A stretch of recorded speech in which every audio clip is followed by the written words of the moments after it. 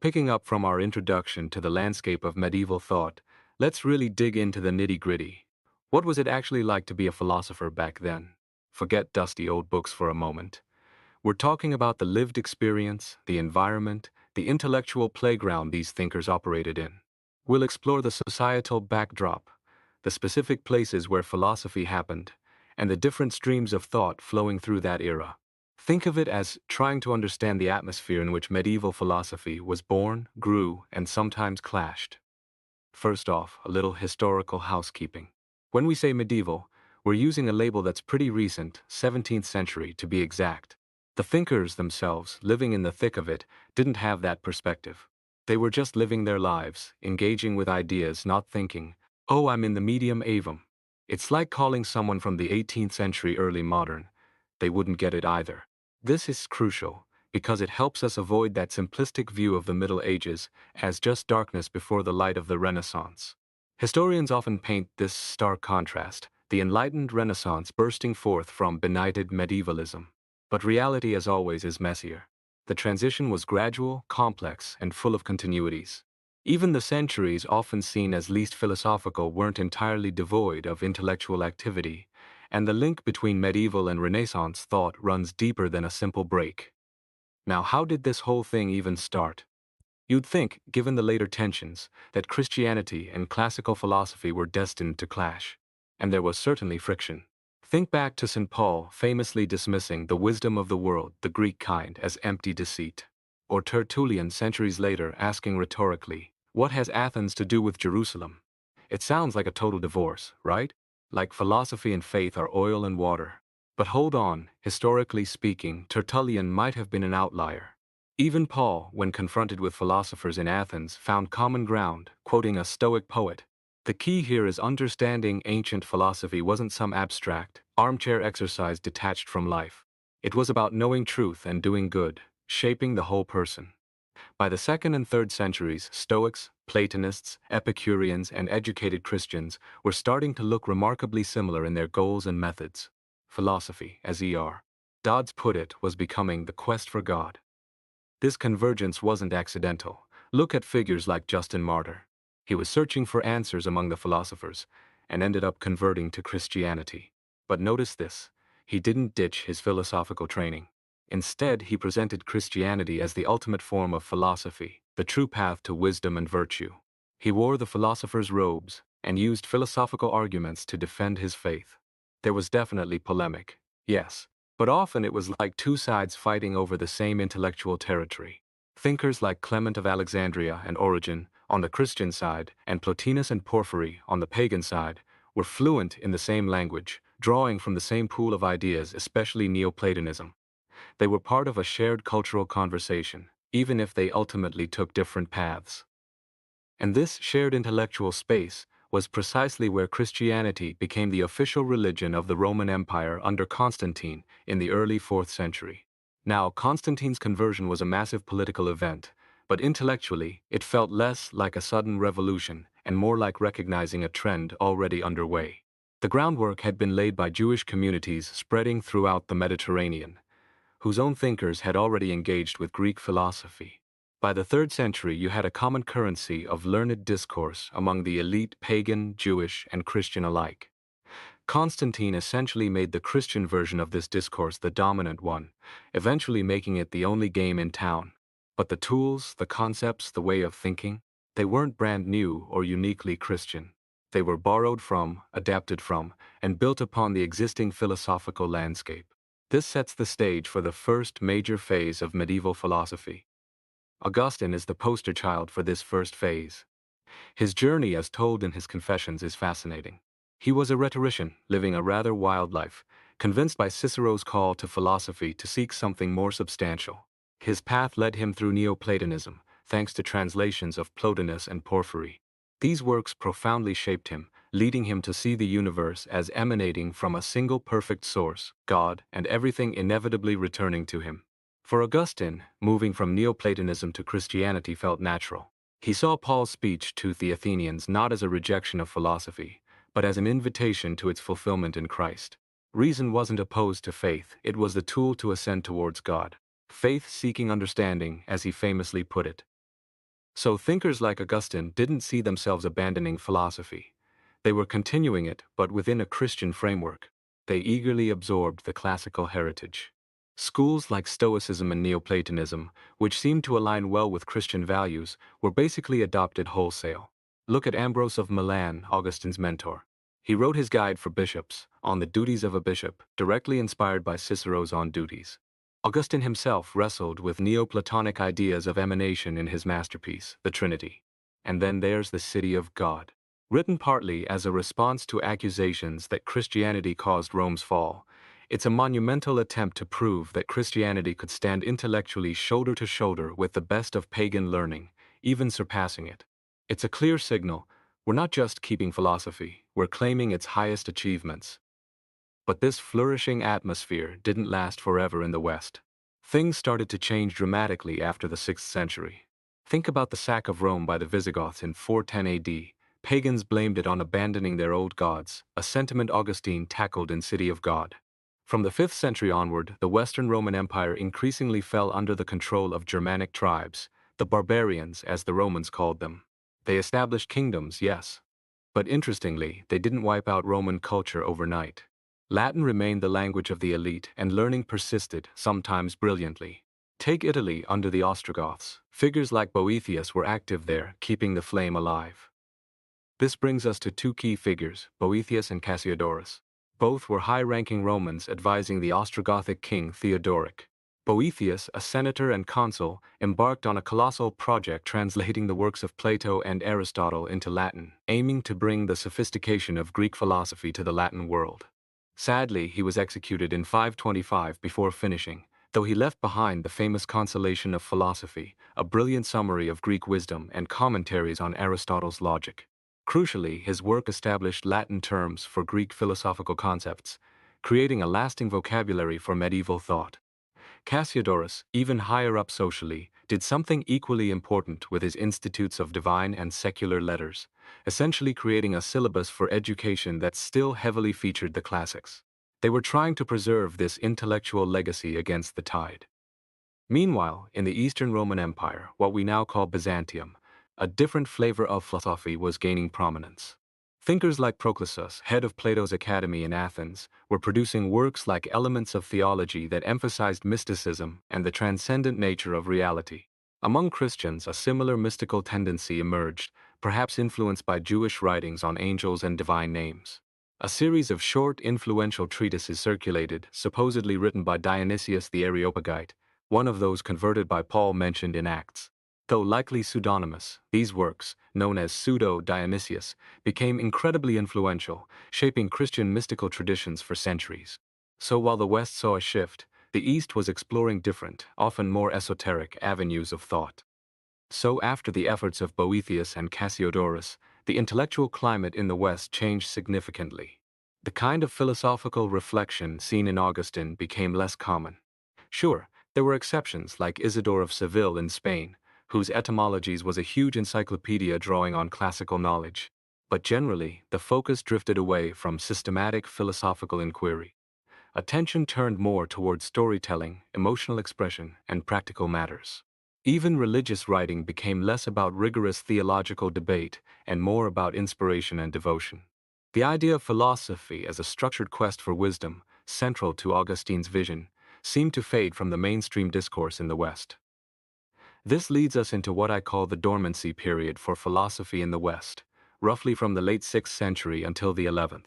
The Western Mediterranean faced serious economic and demographic challenges, pulling it further away from the vibrant centers of the Eastern Empire. Public education systems collapsed, learning became a private affair, happening in homes or with tutors. And what was taught? Mostly grammar and basic rhetoric, the fundamentals needed for communication and administration. Logic, the third pillar of the trivium, largely dropped out of the curriculum. The output shifted too, less philosophical treatises, more sermons, miracle stories, and histories. Where did learning survive? Increasingly, within the monasteries. This wasn't just about copying manuscripts, it was about a new cultural center taking shape. Let's look closer at this monastic culture. While early monasticism in Egypt had connections to Alexandrian learning, the model that took hold in the West, particularly through figures like Antony, emphasized ascetic discipline and battling inner demons over abstract speculation. Places like Lerins and Marseille became training grounds for this lifestyle. Entry required some basic literacy, sure, but the goal wasn't advanced scholarship. It was about adopting the habits of the saints, mastering self-control. The reading material reflected this. The Bible, lives of saints, and collections of pithy sayings, the Apophthegmata Patrum. This was a culture of practice, of mortification, not primarily of theoretical inquiry. Then came Benedict of Nursia and his rule, written in the mid-6th century. This became the standard for Western monasticism. Notice the emphasis in Psalm 34. Lay aside your own will, take up obedience. The ideal shifted from the contemplative philosopher Socrates or the learned theologian Augustine to the heroic hermit Martin of Tours. Lessons were learned through imitation, through the life of a saint, not through dialogue or deep meditation. However, not all monastic learning was anti-intellectual. Ireland, converted earlier, developed a unique tradition blending asceticism with scholarship, all within the monastery. This Irish model, with its blend of Roman letters and monastic discipline, spread to England via missionaries. And there we find Bede, the Venerable Bede, a product of this culture, writing histories, commentaries, and becoming an expert on calculating Easter, showing that even in this seemingly quiet period, pockets of sophisticated learning persisted, especially in the Anglo-Saxon world. Out of this relative dormancy, something remarkable happened in the 8th and 9th centuries. The Carolingian Renaissance, fostered by the Frankish kings, especially Charlemagne. Suddenly there's a resurgence of interest in learning, speculation, and crucially, logic. For the first time since the 5th century, intellectuals were actively using reason to debate theological doctrines. Enter John Scotus Eriugena, an Irish scholar with a command of Greek.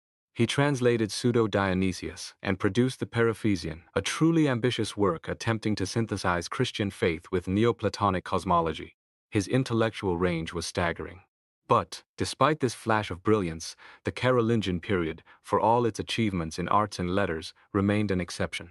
The broader monastic culture hadn't fundamentally shifted back towards speculative philosophy. Another couple of centuries would pass before significant philosophizing re-emerged in the West. While the West was experiencing its dormancy and then a brief renaissance, another major player entered the historical stage, Islam.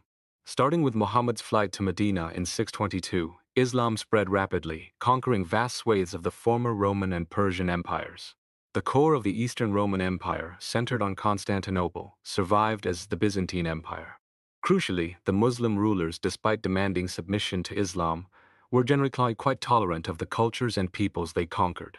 This meant that the rich intellectual traditions of late antiquity, including Jewish, Neoplatonic, and even mystical philosophies, continued to thrive among the educated elite in places like Syria and Egypt.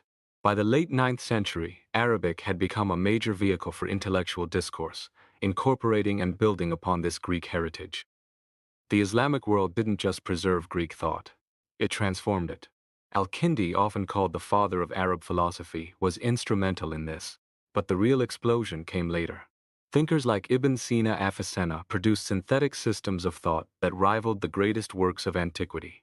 In Spain, under the Umayyad Emirate and later the Caliphate of Córdoba, a parallel flourishing occurred, with Jewish scholars playing a vital role. Solomon ibn Gabirol's Fountain of Life was influential, and Moses Maimonides' Guide for the Perplexed tackled complex theological issues using Aristotelian logic. Then there's Ibn Rushd Averroes, whose massive commentaries on Aristotle became foundational texts, sparking debates that would echo in both Islamic and European thought for centuries. Later Christian thinkers saw in Averroes a challenge to religious dogma, advocating for a purely rational philosophical life. The Islamic Golden Age was a period of immense intellectual creativity, enriching the philosophical tradition and making crucial contributions to mathematics and natural philosophy, work that would later profoundly influence the West. Back in the West, by the 11th century, things were changing again. The Germanic territories had been absorbed, Christianized, and integrated into a more cohesive political entity. The West was becoming more assertive globally. But what really fueled this transformation internally? An economic revolution. Think about it. Innovations like the heavy-wheeled plow, horseshoes, and the horse collar dramatically increased agricultural productivity. Combined with the rise of feudalism and stronger local lordships, this led to a shift from a subsistence economy to one generating surplus. Populations grew, towns popped up, markets appeared, and commerce began to flourish. This wasn't just a minor tweak, it was a fundamental societal shift from a relatively backward, rural landscape to a dynamic, complex, and increasingly interconnected world.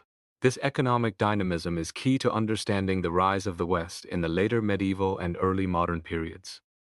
These internal changes manifested externally in several ways. Royal monarchies in France and England grew stronger. In Italy, cities started governing themselves.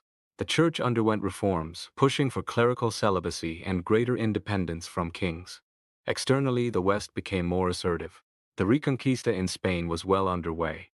In 1054, the Pope excommunicated the Patriarch of Constantinople, marking the Great Schism with the Eastern Orthodox Church, a split that still resonates today. And perhaps most famously in 1095, Pope Urban II launched the Crusades, sending waves of Western warriors eastward. These events signaled a new era of confidence, ambition, and sometimes aggression from Latin Christendom. Whether you see this as the beginning of enduring Western global dominance is debatable, but it certainly marked a significant shift in the balance of power and influence. What does all this political and social upheaval mean for philosophy? It means the conditions were ripe for a return to intellectual speculation, driven by reason. And where did this spark ignite? Once again, in the monasteries. Despite the general trend away from pure philosophy, the monastic schools had preserved the trivium, grammar, rhetoric, and logic. Grammar and rhetoric were taught, but logic, the art of reasoning, had largely fallen by the wayside. Starting in the 11th century, some exceptionally learned monks began to feel this gap. They started digging into the library archives, rediscovering the logical works of Aristotle and Boethius. Something essential was missing from their education, and they were determined to find it. A powerful voice championing this return to logic came from Lanfranc, an Italian prior at the prestigious Abbey of Bec in Normandy. Lanfranc had already shown an interest in logical analysis in his commentary on St. Paul's letters. Now he took this tool of dialectic, the art of structured argument, and applied it directly to a hotly debated theological issue, the nature of the Eucharist. This sparked a famous controversy with Berengar of Tours. What's fascinating is that in debating the sacrament, Lanfranc and Berengar put logic front and center. For the first time since the Carolingian period, the art of reasoning became a prominent feature of elite discourse in the Latin West. Logic was back, and it was being used to tackle fundamental questions of faith. Following Lanfranc, Anselm of Aosta, who would later become Archbishop of Canterbury, really pushed this agenda forward. His work, The Proslogion, is famous for containing what we now call the ontological argument, a purely logical attempt to prove God's existence. He titled it Faith-Seeking Understanding. Here we see a revival of Augustine's ideal, but with a distinctly logical twist. Anselm describes himself as striving to raise his mind to the contemplation of God and seeking to understand what he believes. Crucially, he insists that reason doesn't undermine faith, it's essential to it. His famous line captures this perfectly. I do not seek to understand in order to believe, but I believe in order to understand. This represents a new model for intellectual inquiry, one deeply committed to rational clarity and rigor. This new emphasis on logic spread like wildfire. By the early 12th century, Paris had its champion, Peter Abelard. His brilliance was dazzling, and he pushed logical analysis to new heights, developing sophisticated theories of terms and propositional logic. The 12th century thinkers were so conscious of their own advances, building on Aristotle and Boethius, that they even coined a term for it, Logica Modernorum, the logic of the moderns. This intense focus on logic fundamentally changed the character of intellectual discourse. Even Anselm, the devout contemplative, sounds in his dialogues more like a later university master, wrestling with complex arguments than like the rhetorically trained Augustine. Logic had become the defining feature of this new intellectual wave. This hunger for reason wasn't confined to theology. It spread everywhere. Abelard's systematic approach to theology was revolutionary, moving beyond rote memorization to provide logical explanations and coherent structures. He famously defended this method, explaining that students were demanding human and logical reasons, something intelligible rather than just accepting traditional authorities. The same drive for understanding applied to ethics and the natural world. Abelard developed sophisticated ethical theories based on intentions, and thinkers like Adelard of Bath argued that God gave humans reason precisely to investigate the workings of the natural world. Far from undermining faith, understanding nature's regularities revealed God's providence. Some historians even call this period the discovery of nature, as scholars began to see the cosmos as a rationally ordered system waiting to be understood through reason. Where did these ideas about a rational ordered cosmos come from? Well, Neoplatonism offered a ready-made framework. Texts like Plato's Timaeus, which had been translated into Latin, described a divinely ordered universe. This led to speculation about whether there was a specific school of Chartres, a hub of learning in France promoting a Platonic view of nature. While the existence of a formal school there is debated, a Platonic worldview certainly influenced many thinkers. At the same time, the West was opening up to knowledge from the East. The flourishing of science and philosophy in Islamic Spain, Sicily, and southern Italy created a rich intellectual environment. Figures like Adelard of Bath and Gerard of Cremona traveled to places like Toledo and Salerno, immersing themselves in Jewish and Muslim scholarship, and then brought back translations of Arabic and Greek texts, including works on mathematics and natural philosophy, into Latin. This was a massive infusion of new knowledge. But this rapid intellectual shift, this embrace of logic and reason applied everywhere, couldn't help but provoke pushback. For some, particularly those deeply committed to the traditional monastic rhythms of prayer and meditation, this new style felt like a betrayal. Think of Bernard of Clairvaux, a hugely influential preacher and reformer. He saw Abelard's approach as dangerously close to Tertullian's Athens versus Jerusalem dilemma. At the Council of Sens in 1140, Abelard's doctrines were condemned. Bernard wrote scathingly to the Pope, criticizing Abelard for putting philosophers forward with great praise, affronting the teachers of the Church, and preferring their imaginations and novelties to the doctrine of the Fathers.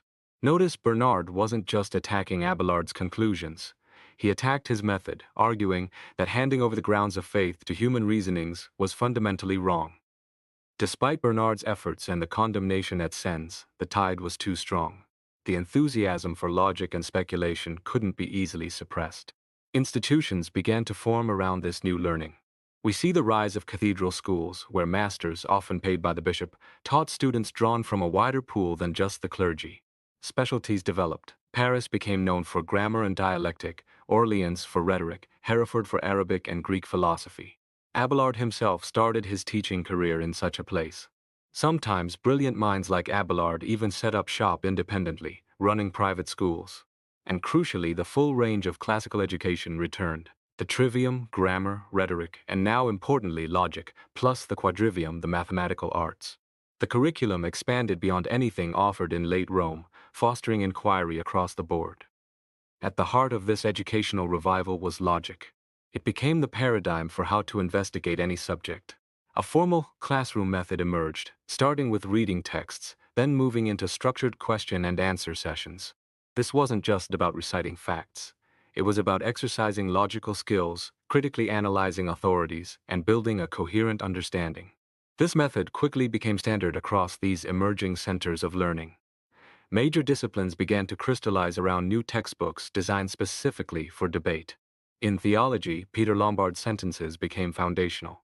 In canon law, Gratian's Decretum, and in logic itself, numerous collections of questions and commentaries circulated, especially around the burgeoning academic centers like Paris.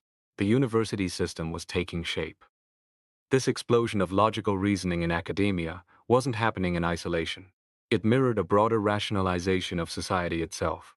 Think of rationalization here as creating specialized functions, regularizing practices, and building more complex institutions, basically, bureaucracy.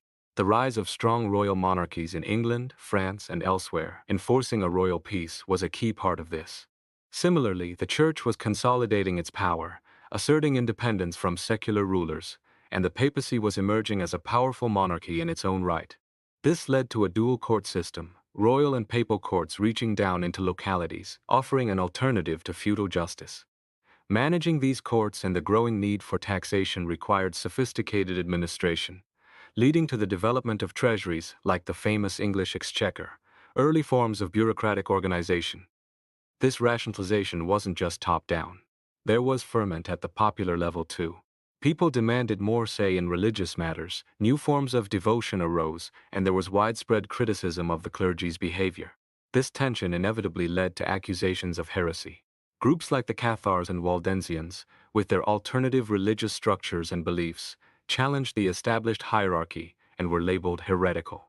The official response? To build institutional defenses against dissent. The Pope started calling ecumenical councils again, reinforcing papal authority, defining orthodox doctrine, and setting up disciplinary mechanisms. The Fourth Lateran Council in 1215 was pivotal. It mandated confession and communion for all, and explicitly authorized annual investigations into nonconformity, laying the groundwork for the Inquisition. Historians like R.I. Moore have described this period as the formation of a persecuting society, where both church and state actively worked to suppress dissent and enforce conformity. Within this context of control and order, the new mendicant orders, the Franciscans and Dominicans, founded in the 13th century, played a complex role. On one hand, they were seen as irreproachably pious preachers wandering among the people.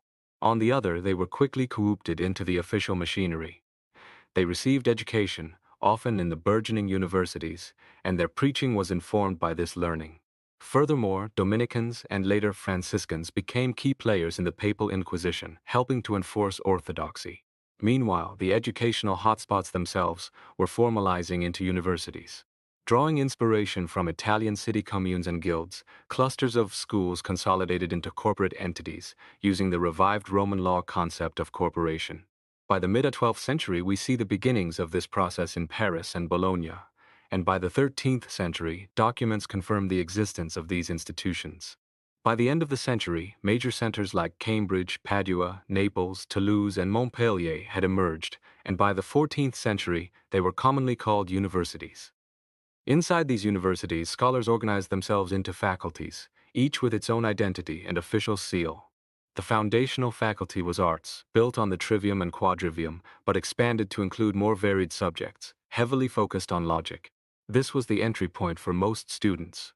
From there, advanced studies beckoned. Law, split into civil and canon law, medicine, and theology, which became the most prestigious faculty by the mid-13th century. Each faculty formalized its curriculum, requiring specific texts, courses, examinations, apprenticeships, and eventually formal certification, the precursors to our modern degrees. This system provided credentials for specialized skills needed in an increasingly complex society, marking the early stages of professionalization for the learned elite. This whole intricate web of institutions, methodologies, and societal changes underpins what we call scholasticism, the dominant mode of learning and speculation in high medieval philosophy. And arguably the single most transformative event for scholasticism was the full assimilation of Aristotle. Not just his Logic Organon, but nearly the entire surviving corpus of his works flooded into the curriculum, especially in the arts faculty, but also heavily in theology. This Aristotelian revolution, combined with the logical tools of the scholastics, set the stage for the sophisticated intellectual achievements of the 13th century, which we'll delve into next.